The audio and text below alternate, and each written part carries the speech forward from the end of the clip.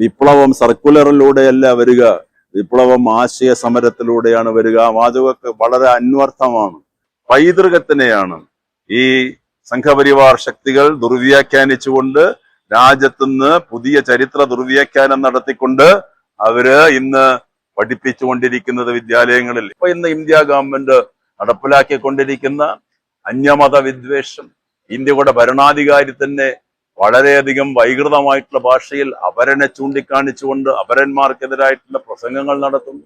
ഇപ്പോഴെന്താ ഈ രാമക്ഷേത്രത്തിന്റെ സ്ഥിതി? കോടാനുകോടി രൂപയുടെ കൊള്ള നടത്തിയിട്ടുള്ള റിപ്പോർട്ടുകളാണ് രാമക്ഷേത്രത്തിൽ നിന്ന് പുറത്തു വരുന്നത്.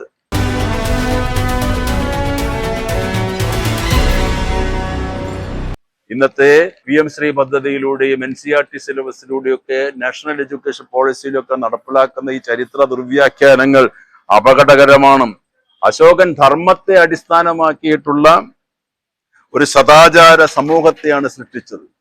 ധർമ്മമാണ് എല്ലാറ്റിനും ഉപരി. അശോകന്റെ 12ാം ശിലാസനത്തിൽ അദ്ദേഹം പറയുന്നുണ്ട്, ഒരു മതം മറ്റൊരു മതത്തിനെ ദുഷിച്ച് വർത്തമാനം പറയരുത്, ഒരു മതം മറ്റൊരു മതത്തിനുള്ള എതിരായിട്ടുള്ള ആരോപണങ്ങൾ പറയരുത്, ദ്രോഹിക്കരുത് എന്നൊക്കെ അശോക ചക്രവർത്തി എഴുതി വെച്ചിട്ടുള്ളതാണ് തന്റെ ശിലാസനങ്ങളിലെല്ലാം. അതുപോലെ തന്നെ അക്ബറുടെ കാലഘട്ടത്തിൽ ഹിന്ദു മുസ്ലിം മൈത്രിക്ക് വേണ്ടി ദിന്നില്ലാഹി എന്നുള്ള മതം അദ്ദേഹം സ്ഥാപിച്ചു. സർവമത സാഹോദര്യവും സർവമത ആരാധനാ സ്വാതന്ത്ര്യവും അനുവദിച്ചിട്ടുള്ള ചക്രവർത്തിയായിരുന്നു അദ്ദേഹം.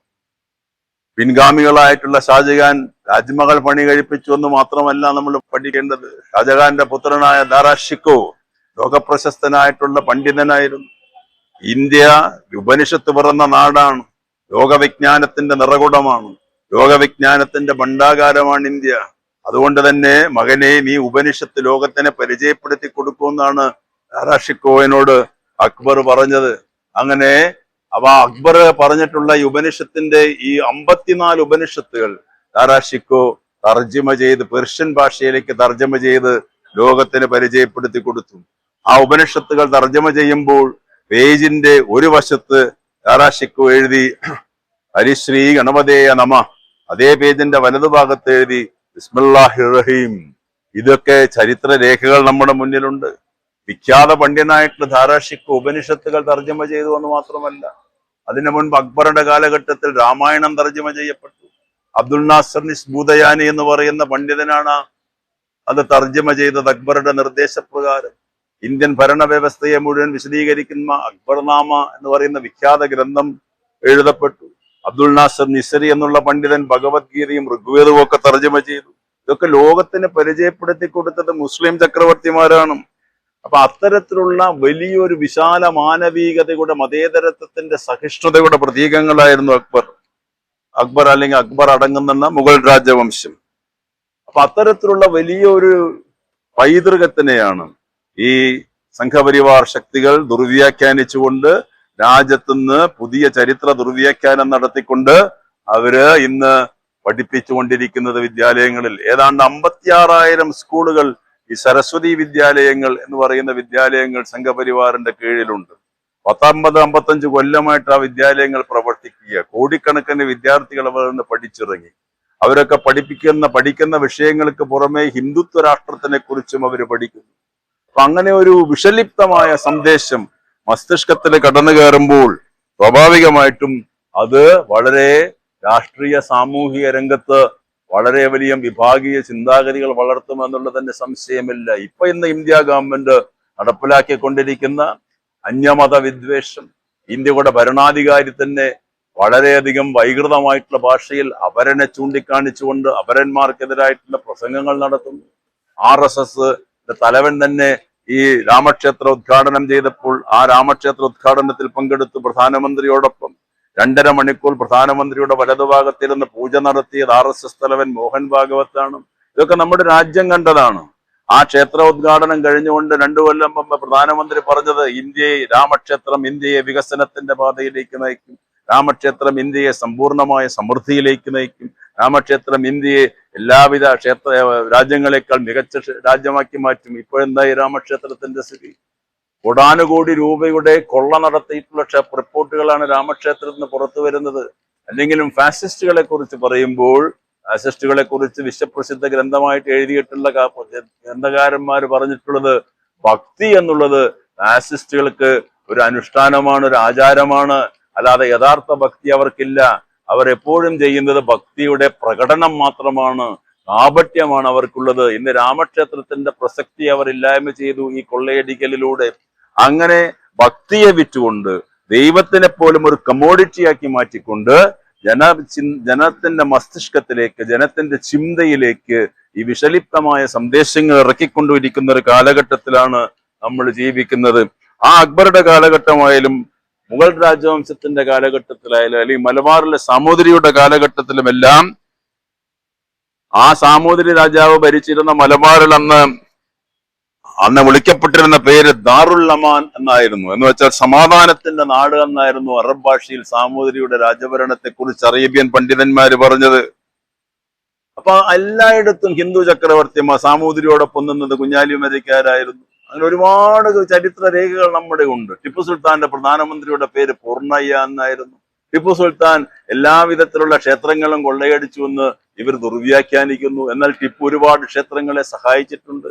ആ കാവേരി തീരത്തുള്ള കാഞ്ചി കാമകോടി പീഠ മഠാധിപതികളുടെ ക്ഷേത്രത്തിന്, അതിന്റെ റിനോവേഷനും അതിന്റെ അന്നദാനത്തിനുമൊക്കെ ടിപ്പു ധാരാളം സാമ്പത്തിക സഹായം കൊടുത്തതിന്റെ എത്രയോ രേഖകൾ നമ്മുടെ മുന്നിലുണ്ട്. അതുകൊണ്ട് മുസൽമാൻ ഭരിച്ചിരുന്ന കാലഘട്ടം ഈ രാജ്യത്തിലെ മതസ്പർദ്ധയുടെ കാലഘട്ടമല്ല, അത് സാഹോദര്യത്തിന്റെ, സഹിഷ്ണുതയുടെ, സഹവർത്തിത്വത്തിന്റെ കാലഘട്ടമായിരുന്നു. ഇന്ത്യയിലെ ഏറ്റവും പ്രശസ്തമായ ചക്രവർത്തിമാരായിരുന്നു അശോകനും ചന്ദ്രഗുപ്ത മൗര്യനും ചന്ദ്രഗുപ്ത വിക്രമാദിത്യനും, അങ്ങനെയുള്ള പല ചക്രവർത്തിമാരും. എന്നാൽ സംഘപരിവാർ പറയുന്നത് അശോകനിലെ ലോകത്തിന്റെ ചരിത്ര പുസ്തകങ്ങൾ വാഴ്ത്തുന്ന സമയത്ത് സംഘപരിവാർ പഠിപ്പിക്കുന്നത് എന്താ? അശോകൻ ഭീരുവായ ചക്രവർത്തിയായിരുന്നു. കാരണം മഹത്തായ കലിംഗ യുദ്ധത്തിന് ശേഷം യുദ്ധം ഉപേക്ഷിച്ച് സമാധാനത്തിന്റെ പാതയിലൂടെ നടന്ന് ബുദ്ധവചനങ്ങൾ ഉരുവിട്ടുകൊണ്ട് കരുണയും ദയയും അനുകമ്പയും പ്രചരിപ്പിച്ചുകൊണ്ട് നടന്ന, അതുകൊണ്ട് തന്നെ അശോകന്റെ സമാധാനത്തിന്റെ വഴിയാണ് ഇന്ത്യയുടെ ധൈര്യം ചോർത്തിക്കളഞ്ഞത്.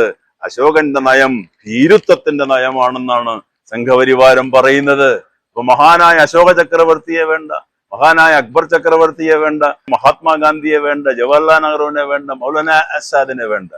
മൗലാന ആസാദിനോട് ചോദിക്കും ഒരു സന്ദർഭത്തിൽ, അങ്ങക്ക് മതേതരത്വം വേണോ രാഷ്ട്രം വേണോ എന്ന്. അപ്പോ ആസാദ് പറയുന്നൊരു മറുപടി ഉണ്ട്. എന്റെ പള്ളിയുടെ മിനാരത്തിന്റെ മുകളിൽ ഒരു മാലാഖ പ്രത്യക്ഷപ്പെട്ടുകൊണ്ട് നിനക്ക് മതേതരത്വം വേണോ, നിനക്ക് സ്വാതന്ത്ര്യം വേണോ എന്ന് ചോദിച്ചാൽ ഞാൻ ഉറക്കെ വിളിച്ചു പറയും, എന്റെ രാജ്യത്തിന് മതേതരത്വം മതി, സ്വാതന്ത്ര്യമില്ലെങ്കിലും വേണ്ട. ഈ മതേതരത്വമില്ലാതെ രാജ്യം നിലനിൽക്കില്ല, സാഹോദര്യമില്ലാതെ രാജ്യം നിലനിൽക്കില്ല എന്ന് പറഞ്ഞ ലോകപ്രശസ്ത പണ്ഡിതനാണ് മൗലാന അബ്ദുൽ കലാം ആസാദ്. അദ്ദേഹത്തെ കുറിച്ച് പഠിപ്പിക്കാൻ പാടില്ല, നെഹ്റുവിനെ കുറിച്ച് പഠിപ്പിക്കാൻ പാടില്ല. ഈ സംഘപരിവാറിന്റെ ഏറ്റവും വലിയ ആശയപരമായിട്ടുള്ള ശത്രുക്കൾ പണ്ഡിറ്റ് നെഹ്റുവിന്റെ സിദ്ധാന്തങ്ങളും ഡോക്ടർ അംബേദ്കറുടെ സിദ്ധാന്തങ്ങളും ഗാന്ധിയൻ ദർശനങ്ങളുമാണ്. അതിനെ അവർ നിരന്തരം എതിർത്തുകൊണ്ടിരിക്കും. അതുകൊണ്ട് അവർ പണ്ടേ പറഞ്ഞിട്ടുണ്ട്, കമ്മ്യൂണിസ്റ്റുകാരും മുസൽമാനും ക്രൈസ്തവരും ഇന്ത്യയിൽ നിന്ന് വിദേശികളാണ്. അപ്പോൾ ഈ ഇന്ത്യയിൽ ഈ ഗാന്ധിജിയും ഈ നെഹ്റുവും ആസാദും മറ്റു പല നേതാക്കന്മാരും വളർത്തിക്കൊണ്ടുവന്ന ദേശീയ പ്രസ്ഥാനം അല്ലെങ്കിൽ സാഹോദര്യ വീക്ഷണം, മതേതരത്വ വീക്ഷണം, സഹിഷ്ണുതാബോധം, ഇതൊക്കെ ഇന്ത്യയുടെ RSS പറയുന്ന ഏകശിലാരൂപത്തില് ഉള്ള എതിരായിട്ടുള്ള സംഗതിയാണ്. ഇവിടെ ബഹുസ്വരത പാടില്ല, വൈവിധ്യം പാടില്ല. ബഹുസ്വരതയും വൈവിധ്യവും ഉദ്ഘോഷിക്കുന്ന ഭരണഘടന പാടില്ല. ഭരണഘടനയുടെ ആമുഖത്തിൽ പറയുന്ന സമത്വം, സ്വാതന്ത്ര്യം, സാഹോദര്യം എന്നുള്ളതൊക്കെ അതൊക്കെ വിഡ്ഢികളുടെ വാക്കാണ്. ഭരണകൂടം ആവർത്തിച്ചു കൊണ്ടിരിക്കുന്നത് പൗരത്വ നിയമ ഭേദഗതിയിലായാലും ശരി. അങ്ങനെ പല പ്രശ്നങ്ങളും നമ്മൾ നോക്കിയാൽ ഇന്ത്യയെ ഇന്ന് എല്ലായിടത്തും ആവിഷ്കാര സ്വാതന്ത്ര്യത്തിനെയും അഭിപ്രായ സ്വാതന്ത്ര്യത്തിനെയും വേഷം ധരിക്കാനുള്ള സ്വാതന്ത്ര്യത്തിനെയും പ്രസംഗിക്കാനുള്ള സ്വാതന്ത്ര്യത്തിനെയും ഒക്കെ വിഹനിച്ചുകൊണ്ടിരിക്കുന്നു. ഇന്ത്യൻ ജനാധിപത്യത്തിന് മുഴുവൻ ഇല്ലായ്മ ചെയ്തുകൊണ്ടിരിക്കുന്നു. പ്രതിപക്ഷ പാർട്ടികളെ മുഴുവൻ ശിഥിലീകരിച്ചുകൊണ്ട് ഈ തെരഞ്ഞെടുപ്പ് രംഗത്ത് ഭീമാകാരമായ രീതിയിൽ പണത്തിന്റെ പ്രവാഹമുണ്ടാക്കി പണക്കൊഴുപ്പുള്ള രാഷ്ട്രീയ മേഖലയാക്കി ഇന്ത്യയെ മാറ്റി. ജനാധിപത്യം പോയി പണാധിപത്യമായി. Everything depends on money. It is just moneycracy, not democracy. അങ്ങനെയുള്ള ഒരു സംവിധാനത്തിലേക്ക് സംഘപരിവാർ പോകുമ്പോൾ ഈ രാജ്യത്തിലെ മതേതര ജനാധിപത്യ ഇടതുപക്ഷ പ്രസ്ഥാനത്തിന്റെ വക്താക്കൾ ചിന്തിക്കേണ്ട ഒരു കാര്യം, മതേതരത്വത്തിന് വേണ്ടി അസന്നിഗ്ധമായ പോരാട്ടം നടത്തുക, അതിന് ഉജ്ജ്വലമായിട്ടുള്ള ആശയ പ്രചരണം നടത്തണം. നമുക്കതിന്റെ കവചകുണ്ടലങ്ങളായി നിൽക്കുന്ന ഗുരുദേവ ദർശനങ്ങളുണ്ട്. ഇവിടെ പോരാടിയിട്ടുള്ള അയ്യങ്കാളിയുടെയും സഹോദരനയ്യപ്പന്റെയും ദർശനങ്ങളുണ്ട്. കമ്മ്യൂണിസ്റ്റ് ആചാര്യനായ സഖാവ് കെ ദാമോദരൻ കാണിച്ചു തന്ന മാർഗങ്ങളുണ്ട്. ഇതൊക്കെ രാജ്യത്തിലെ ഇടതുപക്ഷ പ്രസ്ഥാനം മുന്നോട്ട് കൊണ്ടുപോകുന്നതിൽ ജനങ്ങളെ ചേർത്ത് പിടിച്ചുകൊണ്ട് സാമ്രാജ്യത്വത്തിനെതിരായ പോരാട്ടം നടത്തിയ, ഭൂജന്മിത്വത്തിനെതിരായ പോരാട്ടം നടത്തിയ ഉജ്ജ്വലമായിട്ടുള്ള പാരമ്പര്യമാണ് ഇടതുപക്ഷ പ്രസ്ഥാനത്തിനുള്ളത്. ആ ഇടതുപക്ഷ പ്രസ്ഥാനത്തിന്റെ വക്താക്കള് നഖശികാന്തം ദൈനംദിനമെന്നോണം ആശയ പ്രചരണത്തിൽ ഇറങ്ങണം. കെ ദാമോദരൻ പറയും, വിപ്ലവം സർക്കുലറിലൂടെയല്ല വരിക, വിപ്ലവം ആശയ സമരത്തിലൂടെയാണ് വരിക. ആ വാചകമൊക്കെ വളരെ അന്വർത്ഥമാണ്. ആശയ സമരം നടത്തുന്ന ഈ കാലഘട്ടം കേരളത്തിൽ ഇപ്പോൾ കൂടുതൽ ആവശ്യകത വന്നിരിക്കുകയാണ്. ജനങ്ങളുമായിട്ട് ഇണങ്ങിച്ചേർന്നുകൊണ്ട്, ജനങ്ങളുടെ ഇടയിൽ ജീവിച്ചുകൊണ്ട്, വിനയത്തിന്റെ സ്വരൂപമായി, ഏറ്റവും മര്യാദയുടെ പ്രതിപുരുഷന്മാരായി ഇടതുപക്ഷ സഖാക്കൾ മാറണം. അഹങ്കാരവും അഹംഭാവവും വേണ്ട. ഏറ്റവും വലിയ സമാധാനത്തിന്റെയും സാഹോദര്യത്തിന്റെയും പാതയിലൂടെ സഞ്ചരിച്ച് ജനങ്ങളെ ചേർത്ത് പിടിച്ചുകൊണ്ട് ഇന്ത്യ കാണിച്ചു തന്ന മതേതരത്വത്തിന്റെ വഴി, ബഹുസ്വരതയുടെ വഴി, അല്ലെങ്കിൽ ജനാധിപത്യത്തിന്റെ വഴി, ഈ പൂർവ്വസൂരികൾ കാണിച്ചു തന്ന മഹത്തായ വഴിയുണ്ടല്ലോ. ഇന്ത്യയിലെ വാത്മീകി പാടിയ രാമായണം, വ്യാസൻ എഴുതിയ മഹാഭാരതം, ഇതിന്റെയൊക്കെ നല്ല വശങ്ങൾ ചേർത്ത് പിടിക്കുക. ഇന്ത്യയിലേക്ക് കടന്നു വന്ന ഖുറാനിന്റെയും ബൈബിളിന്റെയും നല്ല വശങ്ങൾ ചേർത്ത് പിടിക്കുക. ബുദ്ധനെ ചേർത്ത് പിടിക്കുക, ജൈനനെ ചേർത്ത് പിടിക്കുക, ഗുരുനാനക്കിനെ ചേർത്ത് പിടിക്കുക. അങ്ങനെ എല്ലാവരെയും മഹാന്മാരെ ചേർത്ത് പിടിച്ചുകൊണ്ട് ഉജ്ജ്വലമായ ദർശനങ്ങൾ, വൈവിധ്യത്തിന്റെ ദർശനങ്ങൾ, ബഹുസ്വരതയുടെ ദർശനങ്ങൾ, സൗന്ദര്യത്തിന്റെ ഏറ്റവും ഉദാത്തമായ ഉദാഹരണങ്ങളുള്ള ദാർശനികമായ ചിന്തകൾ ഉത്ഭവിച്ചിട്ടുള്ള ഈ നാട്ടിൽ അത്തരത്തിലുള്ള വലിയ ദർശനങ്ങൾ ചേർത്ത് പിടിച്ചുകൊണ്ട് മുന്നോട്ട് പോയാൽ ഈ സംഘപരിവാരത്തിനെതിരെ പ്രതിരോധം തീർക്കാം. ഇന്ത്യയിലെ മിഡിൽ ക്ലാസ്സിന്, ഇന്ത്യയിലെ അപ്പർ മിഡിൽ ക്ലാസ്സിനെ മുഴുവൻ ഇന്ന് സംഘപരിവാരം BJP അനുകൂല വക്താക്കളാക്കി മാറ്റി. അത് ഇത്തരത്തിലുള്ള അപകടകരമായിട്ടുള്ള ആശയങ്ങൾ പ്രചരിപ്പിച്ചുകൊണ്ട് ടെലിവിഷനിലൂടെ, പത്രങ്ങളിലൂടെ, ദൃശ്യശ്രവ്യ മാധ്യമങ്ങൾ മുഴുവൻ അവർ കൈയടക്കിക്കൊണ്ട് ഇത്തരത്തിലുള്ള ഈ പ്രചരണങ്ങളാണ് നടത്തിക്കൊണ്ടിരിക്കുന്നത്. അവർക്ക് വേണ്ടി പറയാനും, അവർക്ക് വേണ്ടി ചർച്ച ചെയ്യാനും, അവർക്ക് വേണ്ടി വാദിക്കാനും ടെലിവിഷൻ ശൃംഖലകൾ മത്സരിച്ചു കൊണ്ടിരിക്കുന്നു, പത്രമാധ്യമങ്ങൾ മത്സരിച്ചു കൊണ്ടിരിക്കുന്നു. ഇവിടെ മനുഷ്യാവകാശത്തിന്റെ പേരിൽ കൂട്ടക്കൊല ചെയ്യപ്പെടുന്ന നൂറുകണക്കിന് മനുഷ്യന്മാരുള്ളപ്പോൾ അവരെ കുറിച്ച് എഴുതാൻ ആരുമില്ല. പട്ടിണി കിടക്കുന്നവരെ കുറിച്ച് എഴുതാൻ ആരുമില്ല. തൊഴിലില്ലാത്തവരെ കുറിച്ച് വർത്തമാനം പറയാൻ ആരുമില്ല. കോടിക്കണക്കിന് യുവാക്കൾ ഇന്ത്യയിൽ തൊഴിലില്ലാത്തവരാണ്. അവരെ കുറിച്ച് പറയാൻ ഇവിടെ ആരുമില്ല. പ്രധാനമന്ത്രി എല്ലാ വർഷവും എല്ലാ മാസങ്ങളിലും വിദേശ പര്യടനം നടത്തി ഇന്ത്യയുടെ ഖജനാവിൽ നിന്ന് ഭീമമായിട്ടുള്ള സംഖ്യ ചെലവഴിക്കുന്നു.